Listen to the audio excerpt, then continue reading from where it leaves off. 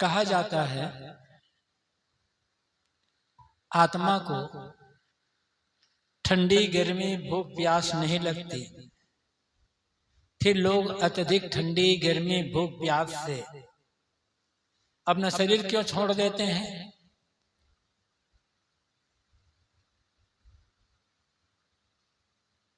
आत्मा निर्विकार है,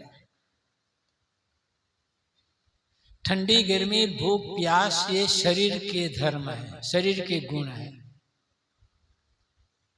शरीर ठंडी शरीर गर्मी शरीर को लगती है, भूख प्यास शरीर को लगती है। अत्यधिक ठंडी, अत्यधिक गर्मी, अत्यधिक भूख प्यास,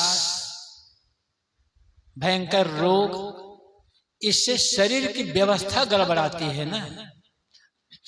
आत्मा की व्यवस्था तो नहीं गड़बड़ाती है। शरीर की व्यवस्था गड़बड़ाई, शरीर की प्रक्रिया अब व्यवस्थित हुई, शरीर छूट गया, आत्मा फिर दूसरा शरीर धारण कर लेगा कर्म संस्कारों अनुसार। तो आत्मा को ठंडी गर्मी थोड़ी लगती है, तो शरीर के धर्म है।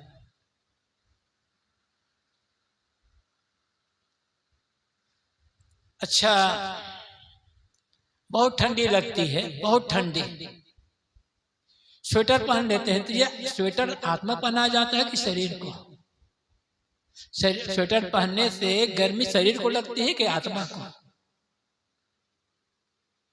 गर्मी तो अच्छा, बहुत गर्मी लग रही, बहुत गर्मी लग रही है, पंखा चला दी, तो हवा शरीर को लग रही है कि आत्मा को लग रही है? ये हवा तो शरीर को ही लग रही है ना। बहुत ठंड लग रही है, आग तापते हैं, गर्मी शरीर को लगती है। मन के द्वारा आत्मा को इसका कष्ट अनुभव होता है जरूर, लेकिन ये भूख प्यास ठंडी गर्मी आत्मा में नहीं है, शरीर में है। अत्यधिक होने पर शरीर की प्रक्रिया गड़बड़ाती है, शरीर का सिस्टम फेल होने लग जाता है, शरीर छूट जाता है। जीव जैसे उसके कर्म हैं, यदि कर्म संस्कार हैं तो नया से धारण कर लेगा, और शरीर में रहते रहते सारे कर्म संस्कारों का क्षय हो गया है तो अपने आप से मुक्त रह जाएगा। पारक सिद्धांत में आकाश को तत्व नहीं माना जाता, जबकि प्रत्यक्ष रूप से शरीर में आकाश है, तभी तो इसमें भोजन जाता है, और फिर जो भोजन पानी लेते हैं वो मल मूत्र पसीना रूप में बाहर आ जाता है, आकाश में होता तो। पारक सिद्धांत ने आकाश को अस्वीकार नहीं किया है, तत्व नहीं माना है। हम अभी कहाँ बैठे हुए हैं? हवा में बैठे हो कि मिट्टी में बैठे हो कि आग में बैठे हो कि पानी में बैठे हो? आकाश में बैठे हैं। आकाश तभी तो यहाँ बैठे हैं। ये ठोसम ठोस होता है ये हाल, तो बैठते कैसे? तत्व वह है जिसमें कोई गुण होता है, धर्म होता है, जिसमें कोई क्रिया होती है।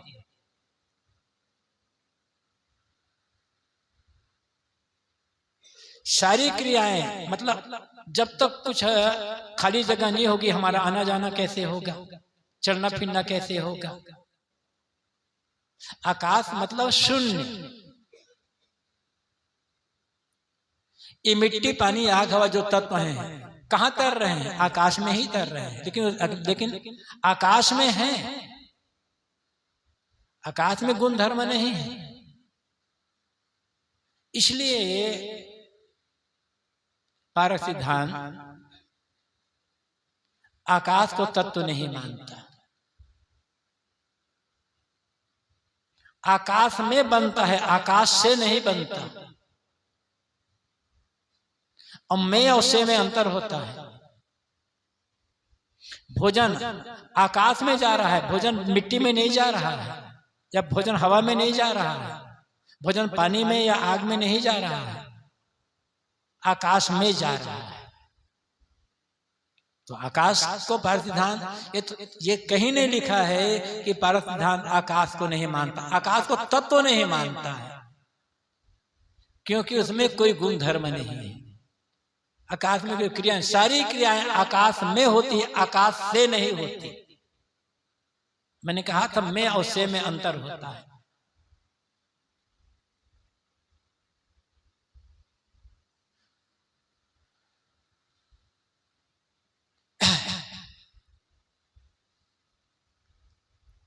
शब्द, स्पर्श, रूप, रस, गंध, ये 5 विषय है।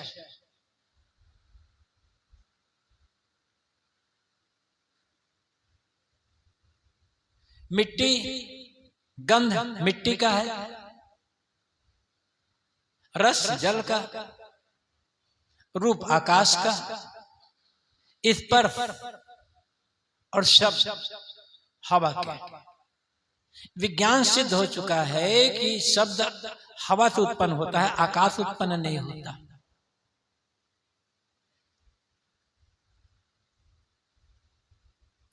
शास्त्रों में लिख दिया गया है कि शब्द आकाश का गुण है। तो किसी शास्त्र में लिखने मात्र से कोई बात सच नहीं हो जाती। तर्क क्या है, प्रमाण क्या है, प्रयोग करके देखा जा चुका है कि आकाश का शब्द नहीं है, क्योंकि वायु का गुण है।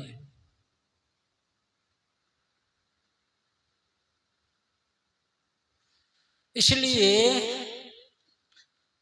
पारसिद्धांत आकाश को तत्व स्वीकार नहीं करता। नैनम छिन्दन्ति सहस्राणि नैनम दहति पावक न जलम क्लेदन्ति आप न सोचते मारुता, ये गीता में कहा गया है। नैनम छिन्दन्ति सहस्राणि, शस्त्र आकाश को काट छेद नहीं सकते। शस्त्र मिट्टी से बनता है। ये जितने भी लोहा है, लक्कड़, लोहा है, ये सब पत्थर है, ये सब है, सब मिट्टी के तो गुण धर्म है, मिट्टी से बने हुए हैं। तो शस्त्र आकाश से शस्त्र मिट्टी से बनता है। इसलिए कहा गया कि शस्त्र आकाश आत्मा को छेद नहीं सकते, काट पीट नहीं सकते। नैनम छेद, नैनम दहति पावक, आग आत्मा को जला नहीं सकती। न च एनम क्लेदन्ति आपो, आप जल पानी आत्मा को गीला नहीं कर सकता। न सोचती मारुता, मारुत हवा, हवा को सुखाने, आत्मा सुखा नहीं सकती, उड़ा कर ले नहीं जा सकते। यहाँ आकाश का नाम नहीं लिया, क्योंकि यहाँ क्रिया की बात है। 5 तत्व कहने का, आकाश को जो 5 तत्व कहने का रिवाज प्रारंभ से रहा है। जो सदु कबीर ने भी कहा है 5 तत्व के भीतर गुप्त 5 तत्व ले आतन के नहीं। लेकिन जब गुण धर्म की बात आती है, तब धरती कहे मोहि मिल जाए, पवन कहे संग ले उड़ाए, अगिन कहे में ये 3 जारो, पानी कहे में जल तो बारो। यहाँ भी साहब ने 4 तत्व लिया। बाद के कुछ हमारे करपंथी संतों ने एक लाइन और जोड़ दिया बीजक में, आकाश कहे सब हमरे नाही, हमसे भिन्न और कुछ नहीं। तो किसी के बीच में जोड़ने से कोई बात सीधे थोड़े हो जाती है। आकाश है,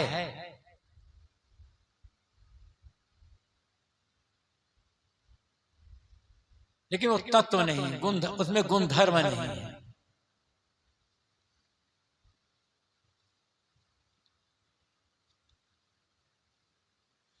बचपन में माता पिता द्वारा दीक्षा दिला दिया जाता है।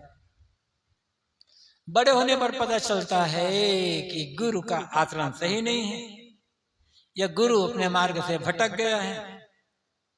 तो क्या ज्ञान होने पर किसी दूसरे गुरु से दीक्षा ली जा सकती है? जरूर ली जा सकती है।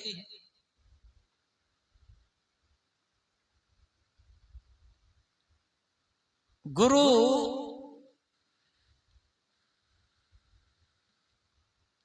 क्या आवश्यकता होती है? ज्ञान के लिए, और ज्ञान के साथ साथ चरित्र आचरण के क्षेत्र में आगे बढ़ने के लिए। निश्चित है जिस गुरु ने हमें पहली दीक्षा दी है उनका उपकार है। भले वो मार्ग भटक गया है, लेकिन उसे घृणा करने की आवश्यकता नहीं है।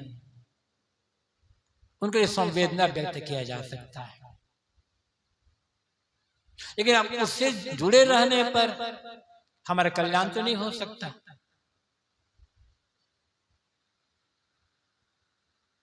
कल्याण उस गुरु से होगा जिसका आचरण भी सही है और ज्ञान भी सही है।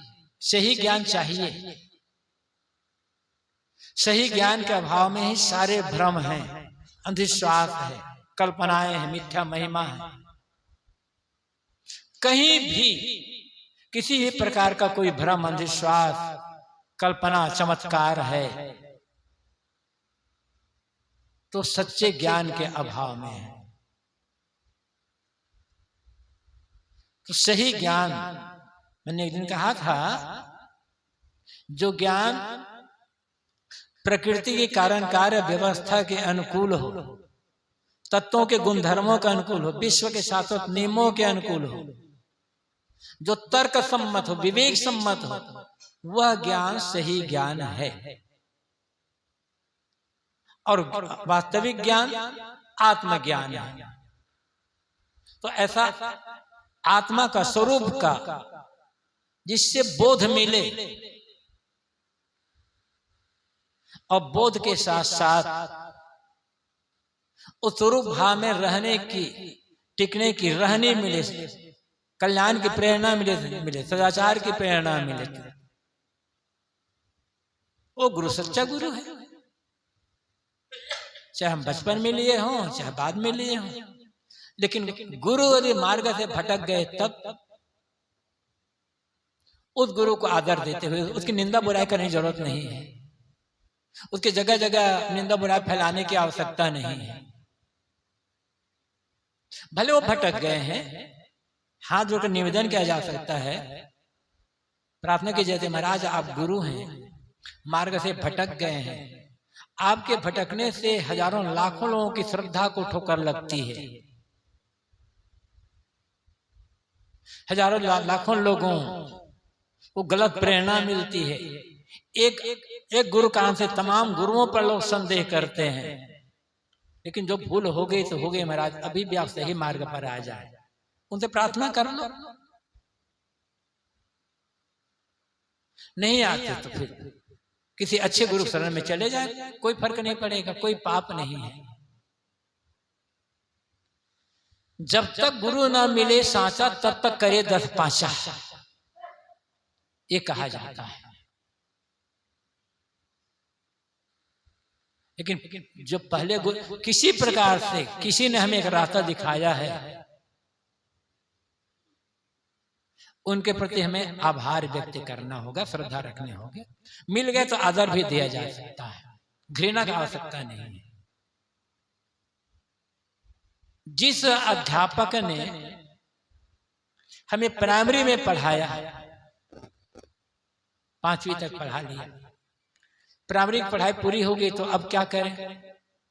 उसी गुरु के पास ही पढ़ते रहें या उसे छोड़ करके भिन्न गुरु के पास जाना पड़ेगा?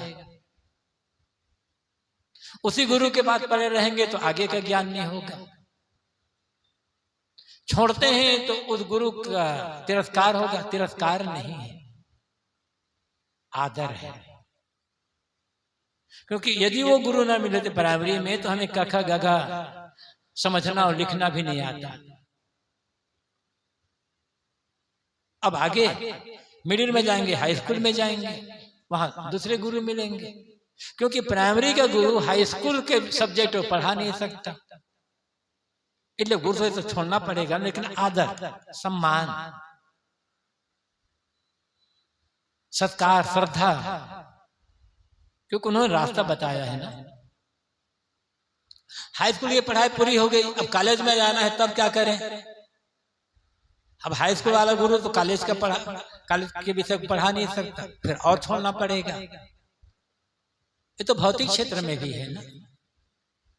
लेकिन सभी गुरुओं का उपकार है हमारे ऊपर, प्राइमरी वालों का भी, हाई स्कूल वालों का भी, और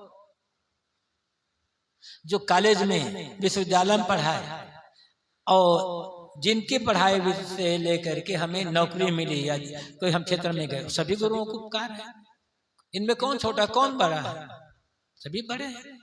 यहाँ तो बात है अध्यात्म मार्ग की बात, कल्याण मार्ग की बात।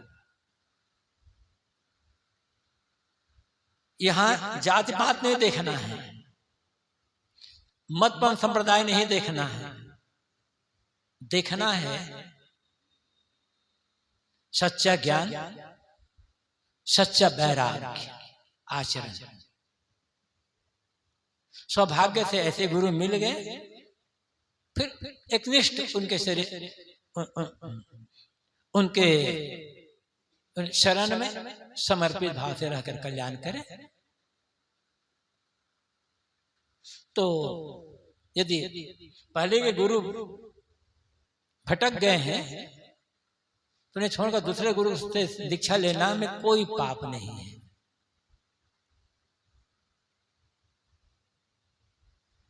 एक प्रश्न है,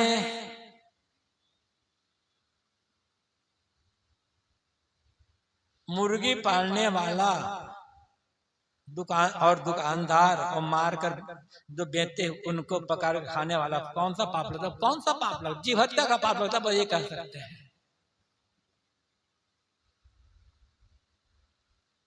मुर्गी पालने वाला मुर्गी बेचने के लिए ही करता है, दुकानदार मुर्गी बेचने का ही काम करता है। किसान से पूछो क्या कर रहे हो, कहेगा कि हल चला रहा हूं, खेती कर रहा हूं। कसाई से पूछो क्या कर रहे हो, कि मांद बेच रहा हूं। अंतर है ना दोनों में। खेती में भी जीव हत्या होती है, बिना हत्या के खेती नहीं हो सकती। लेकिन किसान और मुर्गी पालने वाला, मांस बेचने वाला, दोनों के उद्देश्य में जमीन आसमान का अंतर है। कुछ ऐसे लोग होते हैं, कुछ ऐसे संप्रदाय हैं जो ये कहते हैं कि खेती नहीं करना चाहिए। क्यों? क्योंकि खेती करने पर तमाम जीव की हत्या होती है, चींटी, कीड़े मकोड़े, कितने लाखों लाखों की हत्या हो जाती है। आजकल दवाई से रखना पड़ता है, कितने कीड़े मर जाते हैं। इसलिए खेती नहीं करना चाहिए क्योंकि हत्या होती है। अच्छी बात है। तो हत्या से उत्पन्न अनाज खाना भी नहीं चाहिए क्योंकि पाप लगेगा।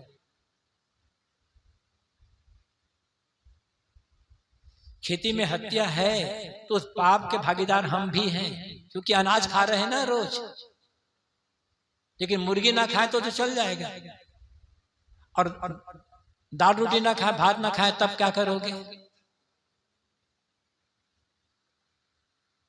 तो मुर्गी बेचने वाला, बकरा पालने वाला, भेड़ पालने वाला, उनका उद्देश्य ही अलग है, वो मारने के लिए ही है।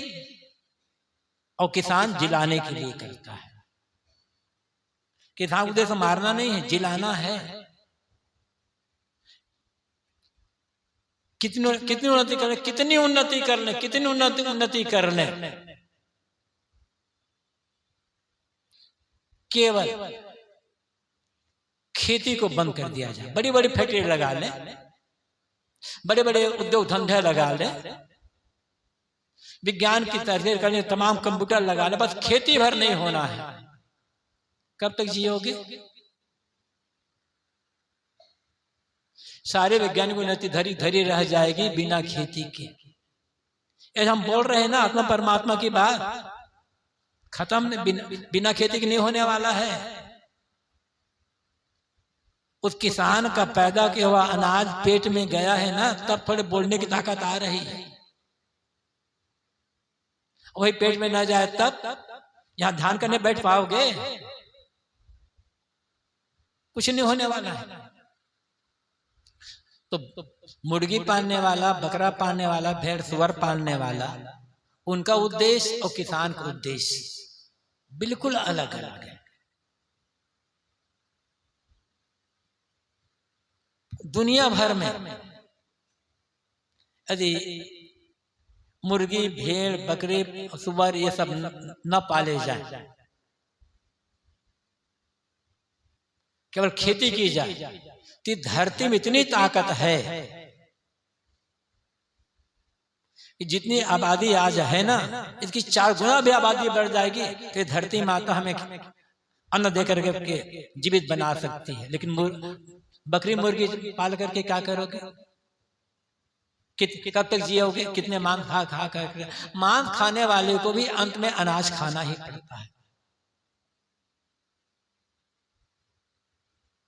तो यहाँ का प्रश्न यह है कि मुर्गी पालने वाला, मुर्गी बेचने वाला, बेचने वाला, पकाकर खाने वाला कौन सा पाप लगता है? जीव हत्या का पाप लगता है, बस इतना कहा जा सकता है। और कौन सा पाप बचा बताए? ये काम जो भक्त हैं, सज्जन हैं, धार्मिक हैं, जिन्हें किसी भगवान पर आस्था है, आत्मा पर आस्था है, चाहे आत्मा का हो चाहे भगवान का हो, इनमें जो सचमुच में आस्था रखने वाला होगा, वे सब मुर्गी पालने का, बकरा पालने का, सुअर भेड़ पालने का काम तो नहीं ही करेगा। और करता है मतलब आत्मा परमात्मा को नहीं मानता है, उसके लिए पैसा परमात्मा है, पैसा के लिए वो कुछ भी कर लेगा।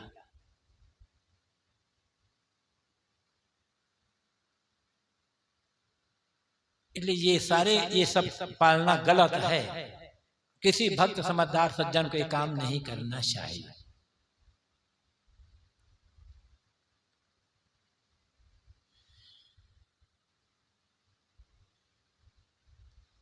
सदगुरु कबीर की 2 साखियां बहुत प्रसिद्ध साखियां हैं।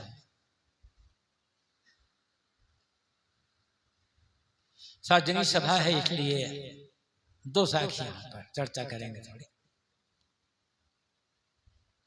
पोथी पढ़ पढ़ जगुआ, पंडित भया न कोय, ढाई आखर प्रेम का पढ़े सो पंडित।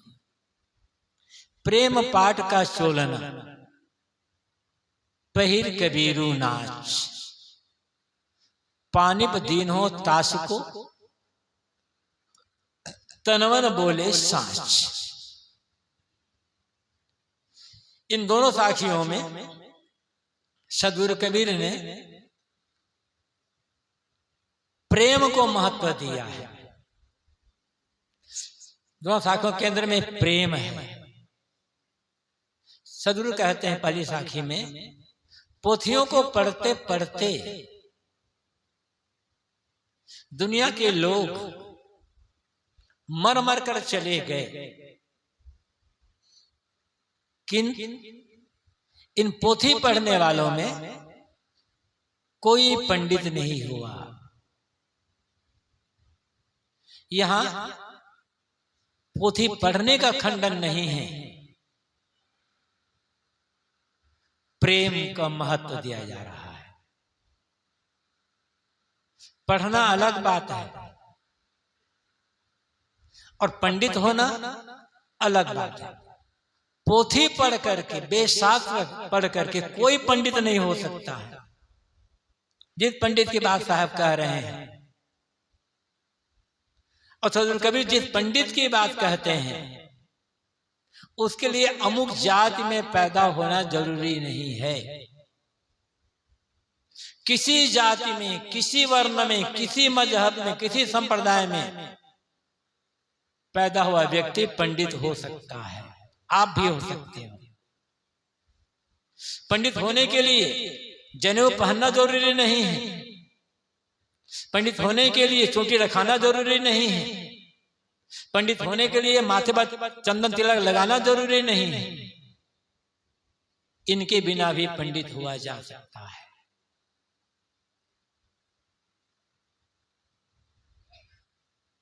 पंडित कौन? अनेक प्रकार से उत्तर दिया गया है। अब उत्तर वो होना चाहिए जो सार्वभौमिक हो। परिभाषा वो होनी चाहिए जो सार्वभौमिक हो। इसके लिए जात पात वर्ण कुल परंपरा का कोई महत्व नहीं है।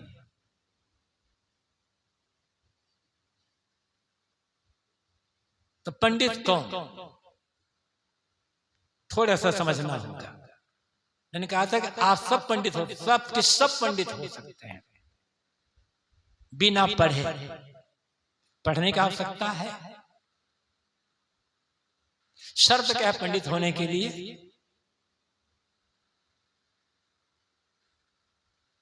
महाभारत का एक उदाहरण देते हैं। पूछा गया है वहां पर पंडित कौन, तो महाभारतकार ये नहीं कहते कि अमुक जाति में जो पैदा हुआ वो पंडित है, अमुक प्रकार का कपड़ा पहनता है वो पंडित है, अमुक प्रकार का छाप तिलक लगाता है वो पंडित है। ऐसा उत्तर दिया है जो सार्वभौमिक पूरी दुनिया में लागू हो सकता है। वहां कहा गया है पठका पाठकाश्च चानी शास्त्र विचिंतका सर्वे व्यसनो मूर्खा यह क्रियावान सब पंडित। पढ़ने वाले और पढ़ाने वाले, अब पढ़ने पढ़ाने वाले हैं तो पूरी दुनिया के लोग आ जाएंगे ना। कुछ लोग पढ़ते हैं, कुछ लोग पढ़ाते हैं, फिर कौन बचा? हम सब उसी में आ जाएंगे, पढ़ने पढ़ाने वालों में। च अन्य शास्त्र विचिंतक, अन्य तो तमाम शास्त्रों चिंतन मनन करने वाले हैं। ध्यान देना, पढ़ने वाले, पढ़ाने वाले, शास्त्रों का चिंतन मनन करने वाले, टीका व्याख्या करने वाले सभी व्यसनी हैं और मूर्ख हैं। इतना कठोर भाषा, तब बचा कौन भाई? सबके साथ तो महाभारत कार ने महाभारत में युधिष्ठिर ने सबको व्यसनी कह दिया, मूर्ख कह दिया। जब पढ़ने पढ़ाने वाले, शास्त्र की टीका व्याख्या करने वाले मूर्ख हैं, तब पंडित कौन हुआ? यह क्रियावान सब पंडित, जो चरित्रवान है वो पंडित है। बस इतनी सरल परिभाषा। जिसका चरित्र निर्मल है, जिसका चरित्र उज्जवल है, जिसके आचरण, जिस जीवन सारे के सारे आचरण पवित्र है, वो पंडित है। स्त्री है कि पुरुष है कि साधु है कि गृहस्थ है कि ब्राह्मण है कि शूद्र है कि हिंदू मुसलमान है, कोई मतलब नहीं होता है। आप पंडित बन सकते हो, बस उज्जवल चरित्र की आवश्यकता है। बस। और चरित्र को बनाना या बिगाड़ना आदमी के अपने हाथ में है। प्रेरणा मिलेगी, गलत रास्ते में जाने की प्रेरणा मिलेगी, अच्छे रास्ते में जाने की प्रेरणा मिलेगी। गलत रास्ते में जाओगे तब कोई आदमी पंडित नहीं हो सकता। सही रास्ते में जाओगे तो कोई आदमी पंडित हो जाएगा। गीता में कहा गया पंडित की परिभाषा, वहां वैराग्यवान को पंडित बताया गया है। कल मैंने साथ उदाहरण दिया था। यस सर्वे समारंभ काम संकल्प वर्जिता ज्ञानामि दद कर्माणम तमाहु पंडितम बुधा। जिसके सारे के सारे कर्म कामना से वर्जित अर्थात निष्काम भाव से होते हैं, लोक कल्याण की दृष्टि से निष्काम भाव से किए जा रहे हैं। और जिन्होंने ज्ञान की आग में अपने सारे कर्म संस्कारों को नष्ट कर दिया है, वह व्यक्ति पंडित है। मतलब जो वैराग्यवान है, जिसके जीवन में कोई राग नहीं है, वो पंडित है। और वैराग्यवान कोई भी हो सकता है। जात पात से क्या मतलब है? स्त्री पुरुष से भी क्या मतलब है? जिसके जीवन में वैराग्य है, पूर्ण वैराग्य, वो पंडित है। बोलना भले ना आता फिर भी पंडित है, लिखना नहीं आता फिर भी पंडित है, क्योंकि पंडित जीवन में उतर गया।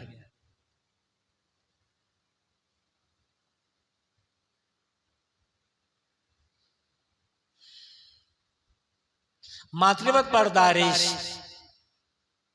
पर द्रव्येषु लोष्टवत् आत्मस्वरूभूतेषु यः पश्यति स पंडिता, ये अवसर परिभाषा कर दी गई। जो व्यक्ति पराई नारियों को मां बहन पुत्र की दृष्टि से देखता है,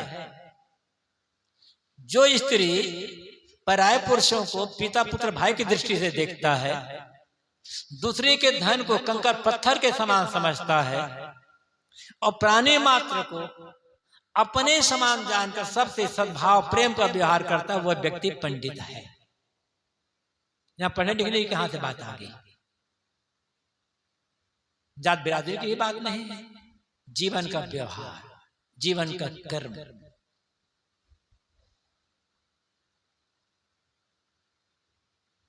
इसलिए आप अपने को छोटा मत समझिए, आपके भीतर पांडित्य छिपा हुआ है, उसको समझना है और जगाना है। समता का भाव ये भी कहा गया है गीता में, गीता में कहा गया है विद्या विनय संपन्ने ब्राह्मणे गविहस्तिनी सुने च सुपाके च पंडिता समदर्शिना।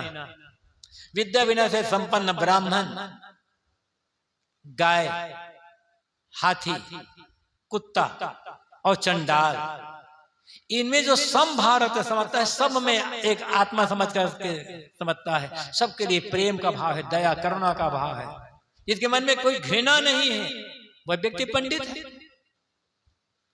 और घृणा नहीं होगी तो क्या होगा? फिर प्रेम होगा। इसलिए साहब कहते हैं 2.5 आखा प्रेम का पढ़े तो पंडित हो। घृणा और प्रेम साथ साथ चल नहीं सकते। प्रेम होगा तो घृणा नहीं होगी, और घृणा होगी तो प्रेम नहीं होगा।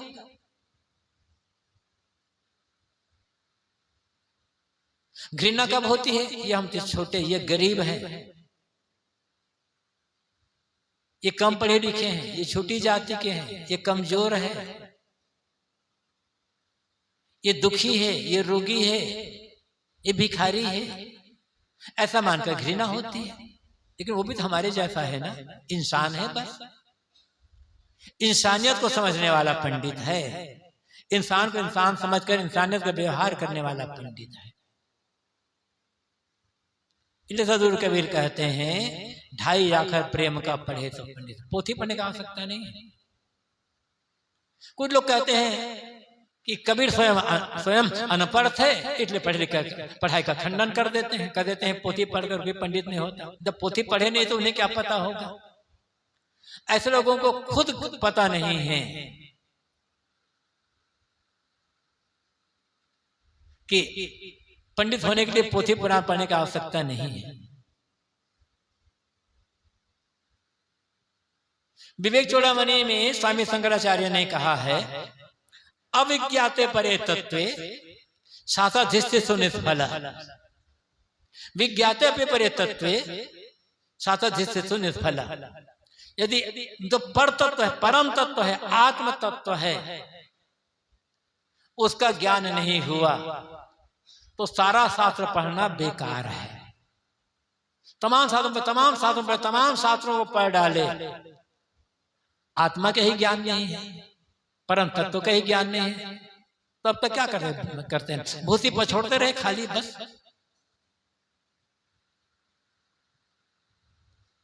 तो आत्म तत्व का ज्ञान नहीं हुआ तो शास्त्र अध्ययन बेकार। विज्ञाते अभिपर तत्व, और यदि आत्म तत्व का ज्ञान हो गया तो शास्त्र अध्ययन का आवश्यकता ही नहीं है। तो हम कह सकते हैं क्या स्वामी शंकराचार्य शास्त्र अध्ययन का खंडन करते हो? तो शास्त्र खुद धुरंधर थे, जबान कंठ में था उनका सारा शास्त्र, तो शास्त्र अध्ययन का खंडन वे नहीं कर रहे हैं, जोर दे रहे हैं आत्म तत्व को जानने पर। सारा ज्ञान हुआ, स्वयं को नहीं जान पाए, तो अर्थ क्या हो पढ़ने का? और कह दिया गया है अधित चतुरो वेदान सर्वशास्त्रान्य अनेक ब्रह्मत्व न जाना दर्वी पाकृतो यथा। किसी ने चारों वेदों का अध्ययन कर लिया और शास्त्रों का अनेक प्रकार से अध्ययन कर लिया, मतलब सारे ग्रंथ को रट डाला, वेदों को पढ़ा, शास्त्रों को पढ़ा, सबको पढ़ा। पढ़ने के बाद ब्रह्मत्व न जाना, यदि ब्रह्म को नहीं जाना गया, आत्मा को नहीं जाना गया, तो आदमी कैसे, जैसे करछुली व्यंजन बनाते हैं, सब्जी बनाओ, मिठाई बनाओ, सब में करछुली घूमती है, लेकिन करछुली किसी का स्वाद पता है? इतना ठोस है, भीतर में कोई स्वाद विधता नहीं उसके। तो सारे शास्त्रों को पढ़ने के बाद भी यदि आत्मा का ज्ञान नहीं हो तो आदमी करछुली के समान है, कोई मतलब नहीं हो पढ़ने के लिए। तो यहाँ खंडन नहीं शास्त्र पढ़ने का, जोर है ब्रह्म तत्व को, आत्म तत्व, परम तत्व को जानने पर।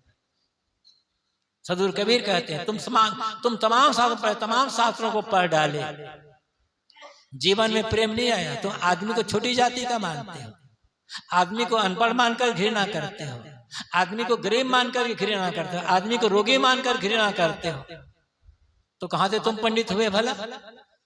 प्रेम, ये प्रेम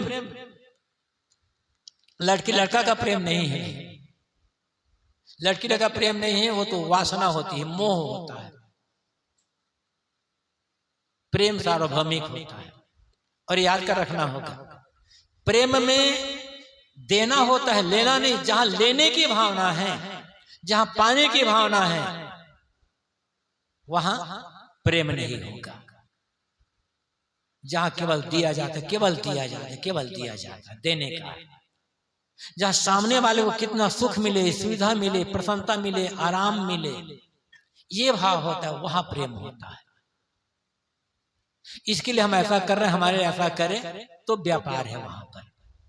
चलो वो भी अच्छा है कि हम इसके लिए अच्छा काम करते हैं, हमारे लिए अच्छा काम करें, ऐसा रख कर भी काम करते हो तो अच्छा है, लेकिन वहां प्रेम नहीं है, क्योंकि पाने की कामना है। जहां पाने की कामना नहीं होती, प्रेम वहां होता है। जहां केवल देना देना देना होता है। तो देने का मतलब केवल पैसा देना नहीं है, या भोजन देना नहीं है, स्नेह देना, आदर देना, सम्मान देना, मीठा व्यवहार देना, सत्कार देना, सेवा करना, सहयोग करना, ये सब आ जाएगा। मतलब जिससे ऐसा व्यवहार, ऐसी वाणी, जिसे पाकर, जिसे देखकर दूसरे को प्रसन्नता मिले, शांति मिले, वो प्रेम होता है। और जिसके जीवन में ऐसा है, वो व्यक्ति पंडित होता है। दूसरी साखी में सदगुरु कबीर कहते हैं, प्रेम पाठ का चोलना पहिर कबीरू नाच। अपना नाम साहब यहां बताते हैं, लेकिन अपने नाम को लेकर साहब मानव मात्र को, अपने श्रोता मात्र को उपदेश करते हैं, ऐ लोगों, तुम सब लोग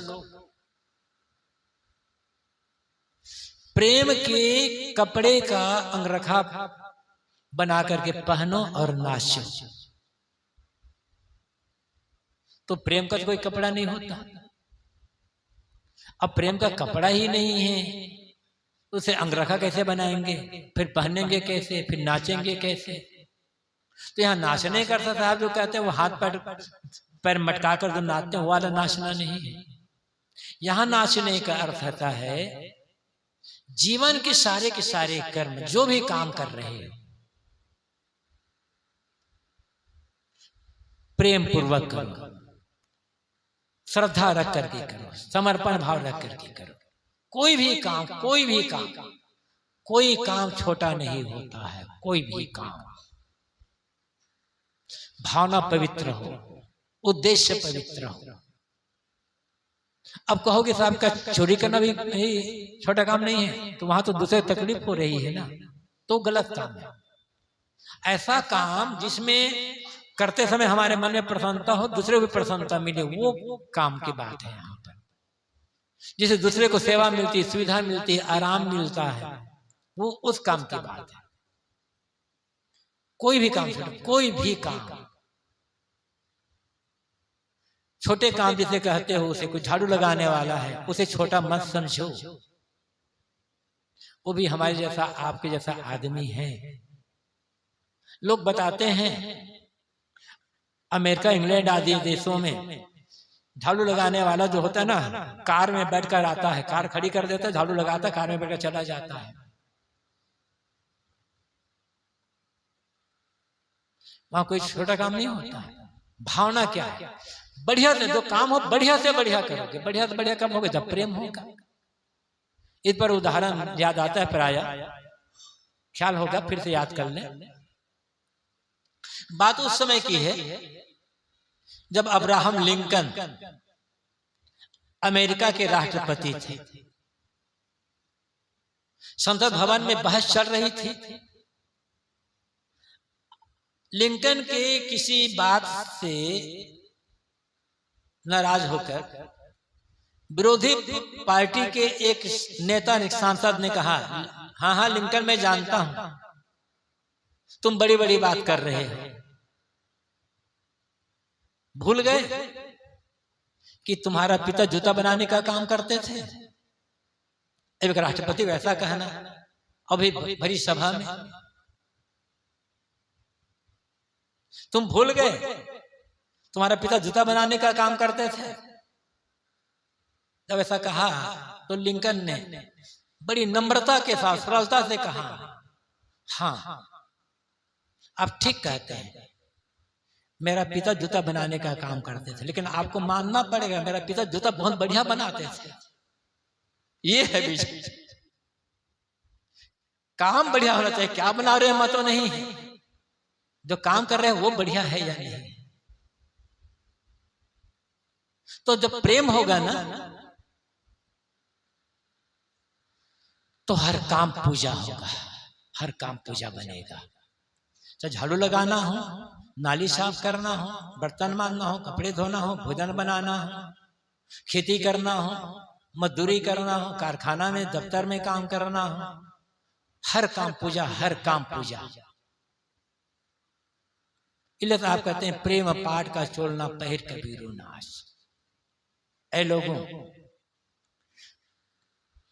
प्रेम का कपड़ा का अंगरखा बनाओ, पहन करके नाचो। ये भूल जाओ कि हम बड़े आदमी हैं, हम बड़ी जाति के हैं, हम बड़े सेठ हैं, हम बड़े धनी हैं, हम बड़े पढ़े लिखे हैं, हम साधु हैं, हम महात्मा हैं, हम गुरु हैं। आदमी हो बस।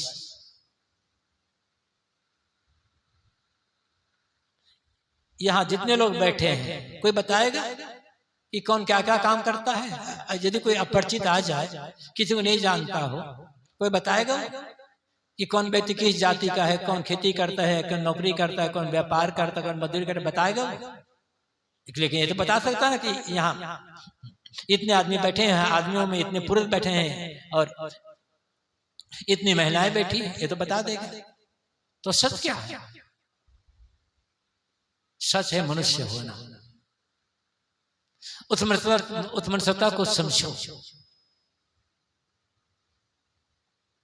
किसी बात का अहंकार नहीं, किसी बात का अहंकार नहीं। श्री राम रहस्य साहब ने अपन ग्रंथि में कहा है,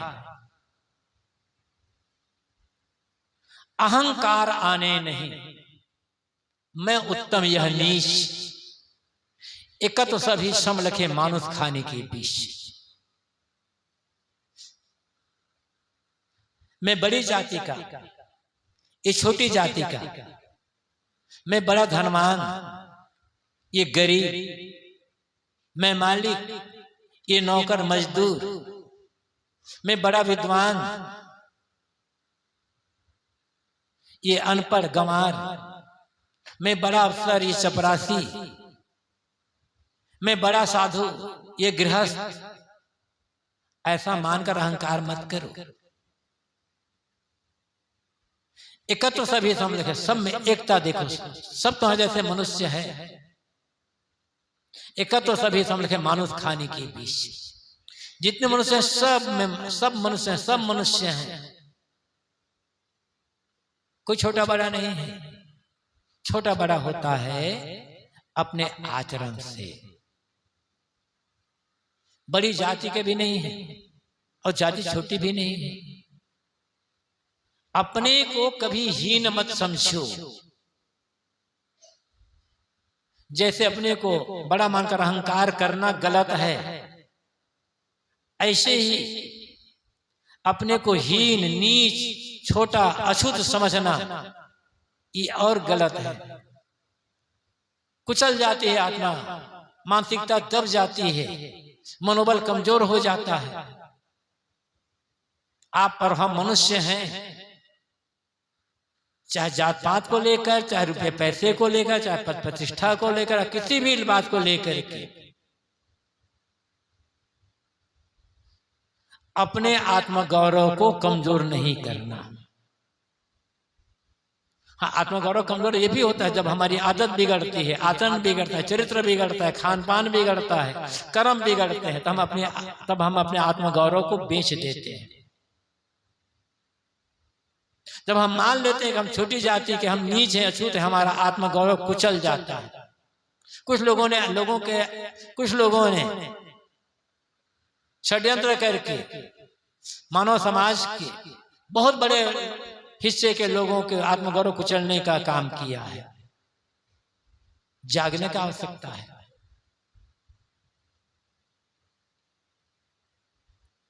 कोई पूछे, कोई कह दे आपको तुम नीच आदमी हो, तत्काल पूछ लो तुमने मुझे नीच कैसे कह दिया, तुम कैसे बड़े हो गए? तुमसे कुछ मांगता तो हूं नहीं, मैं कमाता हूं, खाता हूं, अपने कर्मों से जीता हूं। मैं किस आधार पर नीच हूं? किस आधार पर मुझे नीच कहा तुमने? न दूसरों को नीच मानो, न अपने को नीच मानो। आप महान हो और आपसे महान कोई नहीं है, कोई नहीं है। लेकिन तब जब कर्म, व्यवहार, आचरण, चरित्र शुद्ध होगा, तब खान पान गलत है, बात व्यवहार गलत है, कर्म गलत है, आचरण गलत है, चरित्र गलत है, तो अपने आप छोटा कर लिया आपने, स्वयं को छोटा बना लिया। फिर किस बात का अहंकार करते हो? इसलिए इनको ना बिगाड़े। सब कुछ बिगड़ जाए, कर्म, आचरण, चरित्र, व्यवहार न बिगड़ने पाए, बस फिर आप महान हो। आप तुच्छ नहीं हो, आप नीच नहीं हो, आप कमजोर नहीं हो। बात यह है, सदगुरु कबीर कहते हैं, प्रेम पाट का छोड़ना पहिर कबीरो नाश। प्रेम पूर्वक व्यवहार करो और जो काम करो पूजा समझ करके करो। मंदिर में जाते हो, वहां पूजा करते हो, कितनी निष्ठा रहती, कितनी श्रद्धा रहती है, कितनी कोमलता रहती है। वही श्रद्धा, वही निष्ठा, उसी कोमलता से घर के लोगों से व्यवहार क्यों नहीं करते और बाहर अपनी ड्यूटी का ईमानदारी से पालन क्यों नहीं करते? ध्यान रखें, मंदिर में पूजा करने से कोई आदमी बड़ा ना हुआ है ना होगा। मंदिर में पूजा करके आज तक किसी को नौकरी नहीं मिली है। नौकरी मिली है मेहनत करके, पढ़ाई करने के पश्चात। मंदिर में पूजा, जितनी पूजा कर लो, आपके खेत में फसल नहीं होगी, काम करना पड़ेगा तब होगा। आप पूजा करते हो, करो, इसलिए कि संस्कार अच्छा बने, सात्विक भावना मन में आए, मन में सरलता बनी रहे, इसलिए पूजा करो। लेकिन पूजा के बल पर आगे नहीं बढ़ोगे, पूजा के बल पर महान नहीं बनोगे, पूजा के बल पर जीवन ऊपर नहीं उठेगा। पूजा करते करते, नाक रगड़ते जीवन बीत गया, रहे जहां के तहां, दुखी के दुखी, असमर्थ के असमर्थ। और झूठी पूजा है मंदिर की पूजा, चाहे किसी की पूजा हो। भावना है आपकी, भावना का महत्व है, लेकिन भावना से तथ्य नहीं, केवल भावना से हम महान नहीं बन पाएंगे। भावना पवित्र रखो, लेकिन मानव मात्र के प्रति मेहनत करना पड़ेगा। बिना मेहनत कुछ नहीं होगा, बिना कुछ नहीं होगा। योग वासिष्ठ की शुरुआत को पढ़ो न जरा। योग वासिष्ठ वेदांत ब्रह्मवाद का बहुत महत्वपूर्ण ग्रंथ माना जाता है। वशिष्ठ और राम का संवाद है। शुरुआत में ही इतना जोरदार कहा गया है। वशिष्ठ ने राम से कहा है, राम तुम देव देव कहते हो, कहाँ है तुम्हारा देव? दिखा भला, किसी आदमी गर्दन काट दो और देव आकर जोड़ दे तो मैं मान लूंगा कि हाँ कोई देव होता है। देव कुछ नहीं होता, पुरुषार्थ से सब कुछ होता है। इतना जोरदार है, लगता है जब मानो कबीर साहब कह रहे हैं। आप पढ़कर देखना वशिष्ठ का की शुरुआत में ही। तो मैं कह रहा था, मंदिर में पूजा करते हो अच्छी बात है, मैं पूजा खंडन नहीं कर रहा हूं, लेकिन पूजा करने से जीवन नहीं बदलेगा, पूजा करने से विकास नहीं होगा, पूजा करने से सफलता नहीं मिलेगी, उन्नति नहीं होगी। मेहनत, कर्म, आश्रम से, पुरुषार्थ से आगे बढ़ोगे। तो न अपने को छोटा मानो और न अपने को मैं बड़ा हूं इसका अहंकार करो। बस एक मनुष्य हूं, बस अपने कर्म फल भोगने के लिए हम इस दुनिया में आ गए हैं। ये ध्यान रखेंगे ना, तो कहीं अन्यथा काम नहीं होगा हमसे, किसी के साथ दुर्व्यवहार नहीं होगा। पानी दिन हो तास को तन मन बोले सांस।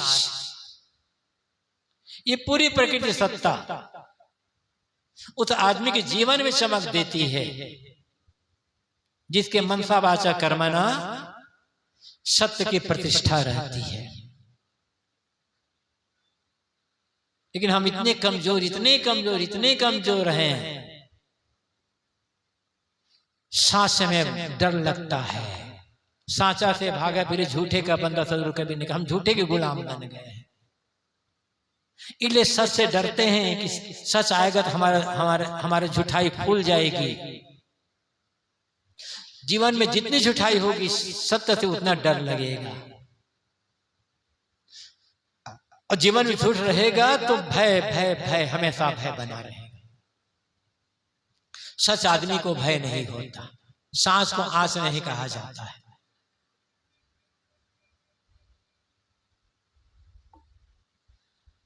जितना सत्य के रास्ते पर चलेंगे जीवन में उतनी चमक आएगा। हाँ, इतना जरूर है कि ईमानदारी सच्चाई के रास्ते पर करोड़पति अरबपति नहीं बनोगे, बड़ी बिल्डिंग नहीं बना पाओगे, बड़ी फैक्ट्री नहीं लगा पाओगे, करोड़पति नहीं बन पाएंगे। तो नुकसान क्या हो रहा है? कमा रहे हो, खा रहे हो, जी तो रहे हो ना।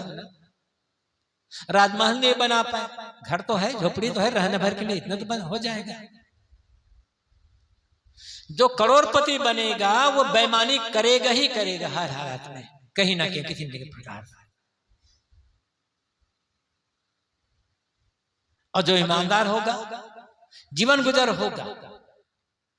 अरबपति नहीं बने, करोड़पति नहीं बन पाएगा।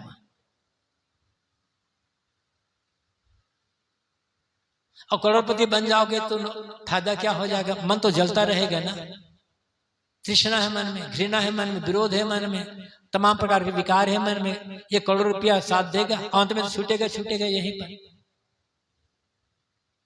सच को हमने पहले छोड़ दिया और झूठ से जो कमाया यह कहीं रह गए, न इधर के हुए न उधर के हुए। सदगुरु कबीर कहते हैं उस आदमी के जीवन में चमक आती है। सदगुरु कबीर क्यों चमके? क्या था उनके पास? कितना धन था, कितने फैक्ट्री के मालिक थे, कितना बड़ा राजमहल था? कुछ तो नहीं था उनके पास, अकेला। दयानंद के पास क्या था? विवेकानंद के पास क्या था? बुद्ध महावीर के पास? बुद्ध महावीर तो राजा के बेटे थे ना। राजमहल छोड़ दे, राजपाट छोड़ दे, धन दौलत छोड़ दे, परिवार छोड़ दिए, तब जीवन में चमक आई ना। जिस राम को भगवान मानते हो, यदि वो राम राजमहल में रह गए तो अयोध्या में कोई जानता भी नहीं राम नाम का कोई व्यक्ति भी हुआ है। जंगल जब गए, सच के रास्ते पर चले, तब जीवन में चमक आई। अयोध्या में रह गए तो गद्दी पर बैठ गए, कौन होता मुझे गद्दी उठाने वाला पता भी नहीं चलता। चाहे जिसको देख लो, पानी दिन हो तात को तन मन बोले सांच। ये पूरी प्रकृति सत्ता, ये विश्व के नियम उसके जीवन में चमक देते हैं जिसके जीवन में तन मन वचन में सत्य की प्रतिष्ठा है, जो सत्य के मार्ग पर चलता है। ऋग्वेद में एक गायत्री मंत्र आता है, मधुवाता ऋतायते मधु क्षरन्ति सिंधवः माध्वीर्न संतोषधि। ऋग्वेद दुनिया की सबसे प्राचीनतम पुस्तक मानी जाती है और 4 वेदों में सबसे बड़ा वेद पहला वेद ऋग्वेद है। इस ऋग्वेद में लगभग 10,000 मंत्र हैं। उनमें से लगभग विद्वान बताते हैं कि लगभग 2000 मंत्र गायत्री मंत्र है। एक गायत्री मंत्र आप परिचित हो, तत्सवितुर्वरेण्यं भर्गो देवस्य धीमहि धियो यो न प्रचोदयात्। ऐसे गायत्री मंत्र 2000 के लगभग है। और ये भी याद रखना, ऋग्वेद में जहां ये मंत्र है, 3 मंडल के 62वें सूत्र का 10वां मंत्र है ये, तत्सवितुर्वरेण्यम। वहां ओम भूर्भुवः स्वः नहीं है ऋग्वेद में, तत्सवितुर से शुरू होता है। ओम भूर्भुवः स्वः तो इसके बाद में मिला दिया गया है। अब ऋग्वेद पढ़कर देख लेना, पता चल जाएगा। मेरे कहने से कोई बात मत मानिएगा, विचार करिए और स्वयं देख ले, प्रतीक्षा कर लीजिए, परीक्षा करके तब माना। तो ऋषि कहते हैं, एक ये भी गायत्री मंत्र जो मैं कह रहा था अभी, मधुवाता ऋतायते मधु क्षरन्ति सिंधवः माध्वीर्न संतोषधि।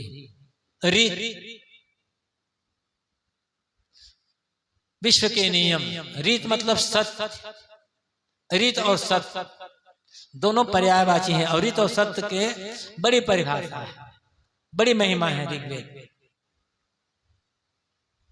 जब हम जीवन में सदाचार का व्यवहार करते हैं तो वही सत्य कहलाता है, और वही जब प्रकृति के नियम आते हैं तो उसे हम रीत कह लेते हैं। चाणाचार्य ने ऐसी व्याख्या की है, मधुवाता ऋतायते, जो व्यक्ति सत्य के पथ पर चलता है उसके लिए वाता हवाएं, मधु धोती हैं। मधुवाता मधु क्षरन्ति सिंधवः, उसके लिए सिंधवः नदियां मधु बहाती हैं।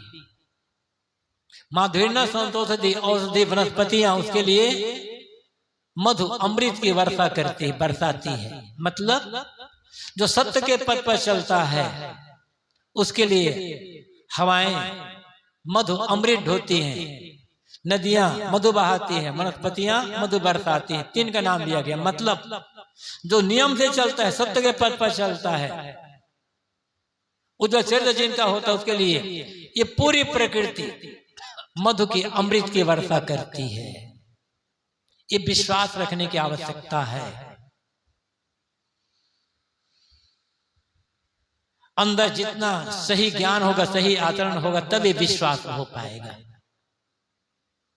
सदगुरु कबीर कहते हैं, ये मानव जीवन अनोखा जीवन मिला है। जब तक जिए, जीवन यात्रा में जो लोग मिलते हैं, प्रेम का व्यवहार करें सबके साथ, किसी से घृणा नहीं। कोई गलत काम कर रहा है उसके लिए घृणा मत करो, उसे विद्वेष मत करो, उसे हट जाओ। संग साथ रहेंगे तो व्यवहार में गड़बड़ी आएगी, हट जाओ उससे। समझाने पर भी नहीं मानता है तो साथ छोड़ दो, किंतु उसकी बुराई मत करो, उसे घृणा मत करो, उसके लिए मन में ईर्ष्या द्वेष मत रखो। जब ख्याल आ जाए तब सोचो उसका कल्याण हो। वो अपना जाने, लेकिन उसके लिए भी मन में प्रेम रखो।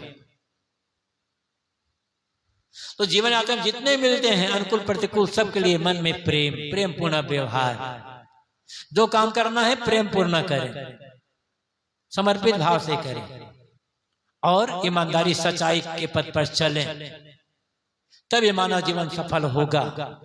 तब आत्मा परमात्मा का बोध हो करके इसी जीवन हम कल्याण का अनुभव कर सकेंगे, तब मोक्ष का अनुभव कर सकेंगे। और कोई रास्ता नहीं है, क्योंकि व्यवहार जब तक गंदा रहेगा परमार्थ का काम बन नहीं पाएगा। परमार्थ की साधना करना है तो व्यवहार को उज्जवल बनाना ही होगा। ये सदगुरु कबीर की सीख है, उनका संदेश हम लोगों के लिए। और सदगुरु कबीर नहीं, जितने महान संत हुए हैं दुनिया में, हम लोगों के लिए हम सब लोगों के लिए उन सब की यही सीख है, ये संदेश है। वे रास्ता बता दिए हैं, अब चलना हमारा काम।